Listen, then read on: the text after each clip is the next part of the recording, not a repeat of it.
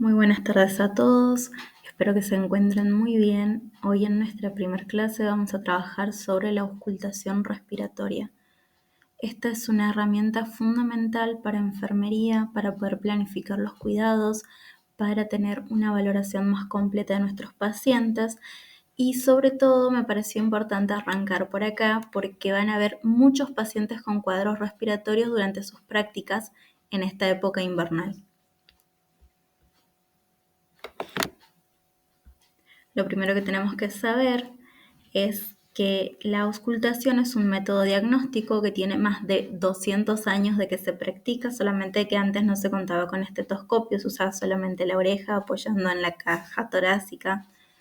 Hoy por hoy tenemos esta herramienta y es importante que enfermería se empodere del estetoscopio, que no sea solo para tomar la presión, que nos animemos en nuestra valoración a hacer auscultación cardíaca, auscultación pulmonar, auscultación abdominal.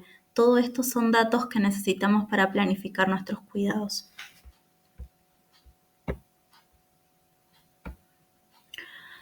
Para poder auscultar a nuestros pacientes hay focos o puntos anatómicos que están muy bien detallados en la bibliografía, pero lo que tienen que saber principalmente sobre la auscultación es que siempre se hace en paralelo. Como ustedes ya saben, nosotros contamos con 2 pulmones. Cada uno de estos pulmones está dividido en diferentes partes. Estas partes nos brindan diferentes ruidos, pero siempre que vamos a auscultar, debemos auscultar en comparación. Es decir, si voy a auscultar a la altura de las escápulas, ausculto escápula izquierda, escápula derecha. Bajo.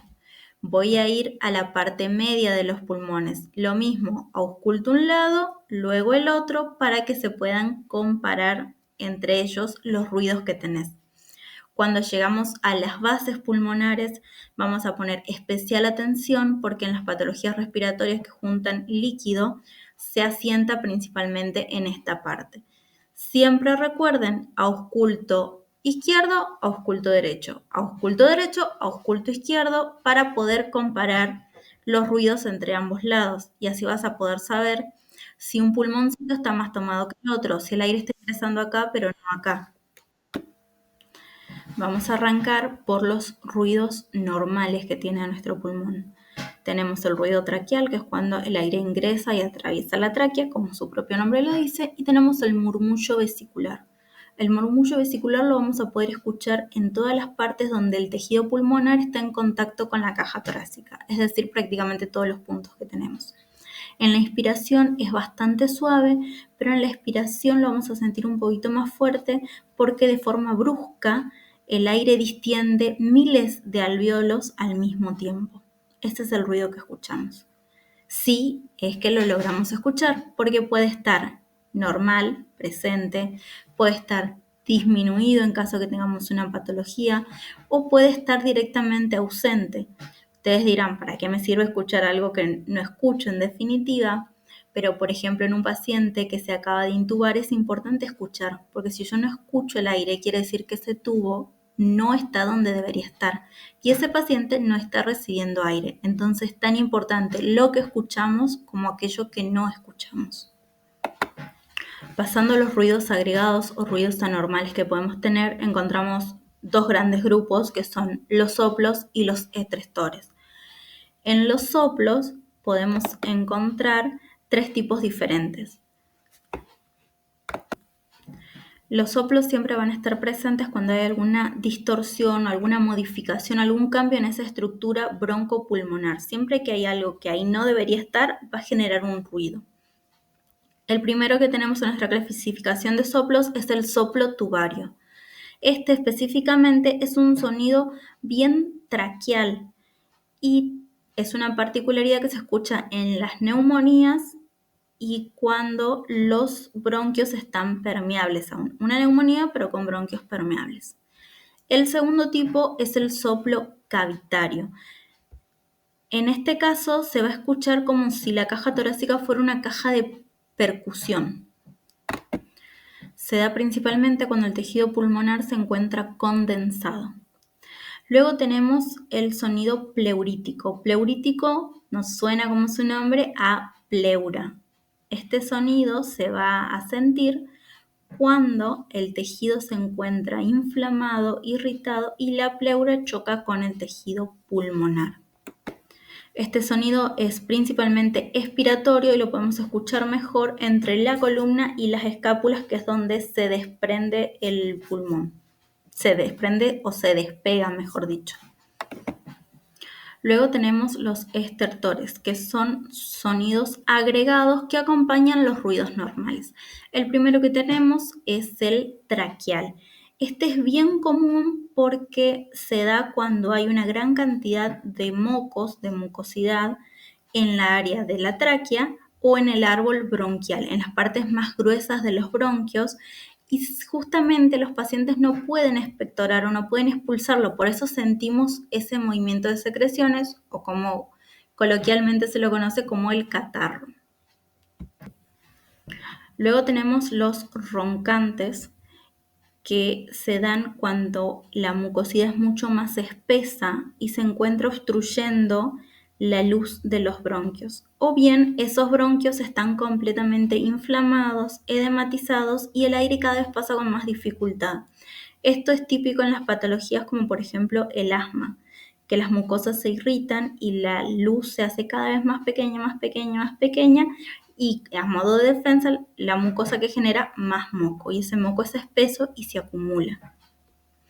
Finalmente tenemos los silbantes o sibilantes, se los conocen, que esta sería cuando ya hay un broncoespasmo, es decir, esa luz bronquial se ha cerrado prácticamente por completo y el ruido que escuchamos es el esfuerzo que hace el aire por pasar en esos pequeños espacios.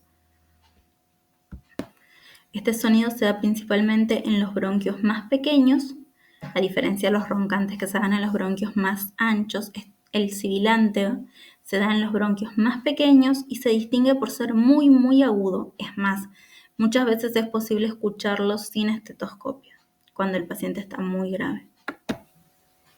Luego tenemos los crepitantes. Los crepitantes se escuchan principalmente al final de la inspiración y están dados porque hay mucho material de fibrinosis o de leucocitos que se están acumulando en los pulmones. Estos tejidos, cada vez que se desprenden mientras el pulmón se contrae y se dilata, estos se desprenden de las paredes y generan un sonido muy particular. Lo pueden comparar a lo que sería tomar un mechón de cabello y frotarlo alrededor de la oreja. Ese es el mismo sonido que van a escuchar si se topan con una patología como esta. Finalmente tenemos el frote pleural. Como ustedes saben, el pulmón está recubierto por una fina capa que es una pleura, y entre la pleura y el pulmón existen líquidos más bien de tipo ceroso que permiten que cada vez que el pulmón choca con ella, la fricción sea suave y permite el movimiento junto con la caja torácica y todos los músculos accesorios que permiten la respiración. Cuando en esta región entre la pleura y el pulmón existen procesos infecciosos, inflamaciones, este sonido empiezan a rozar estas paredes y generan un sonido que es prácticamente crujiente. Más adelante en este video vamos a ver unos ejemplos para que los puedan escuchar mejor. Acá les dejo un videito donde se encuentran todos los ruidos agregados. Es importante que se pongan auriculares, que los escuchen detenidamente y que puedan diferenciarlos unos de otros.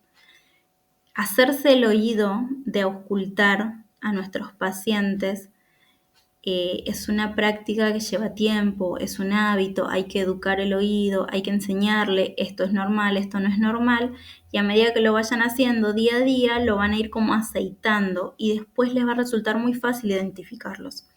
Si en un primer momento les llega a pasar que quieren auscultar un paciente y no escuchan o sienten que no pueden identificar cuál es el sonido que tiene, no se alarmen, ténganse paciencia, practiquen si tienen familiares, si tienen hijos, de auscultarlos, porque esto solamente se hace con la práctica y requiere de mucha experiencia.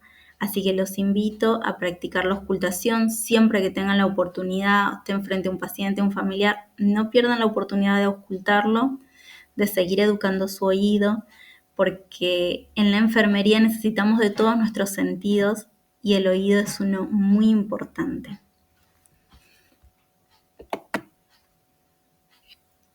A modo de conclusión, incluir la auscultación en la valoración rutinaria de nuestros pacientes nos permite prevenir complicaciones y planificar cuidados de enfermería de calidad. Cuando hablo de que nos permite prevenir complicaciones, si yo estoy escuchando que un paciente está con bastantes secreciones, que no las puede movilizar, yo al principio del turno ya puedo ir armando mi set de aspiración, tenerlo a mano. Si yo escucho que ese paciente está sibilante, me aseguro de que tenga todos los PAFs. Si no los tiene, los pido a farmacia. De esa forma tiene una guardia mucho más organizada. Esto les permite planificar sus cuidados, les permite tener todo lo que necesitan, les permite saber si su paciente necesita oxigenoterapia, si este paciente está con cánula y necesita progresar una máscara, si eventualmente necesita interconsulta con un neumonólogo. Todas esas acciones de enfermería se pueden prever con esta parte de la valoración, que es muy simple. Tomar el esteto, así como lo tomamos para tomar la presión, ausculto a mi paciente. La auscultación no es una tarea exclusiva de los médicos, sino que también de las enfermeras y los enfermeros. Por eso debemos conocer los ruidos normales, los ruidos agregados y ponerlo en práctica en todos nuestros campos y cada vez que estamos frente a un paciente. Los invito a escuchar todas las veces que sean necesarios los audios que le dejé. Los invito a realizar las actividades para repasar los diferentes ruidos y si tienen alguna duda, alguna consulta, los espero en el próximo encuentro sincrónico o pueden dejarla en el foro de consultas. Gracias.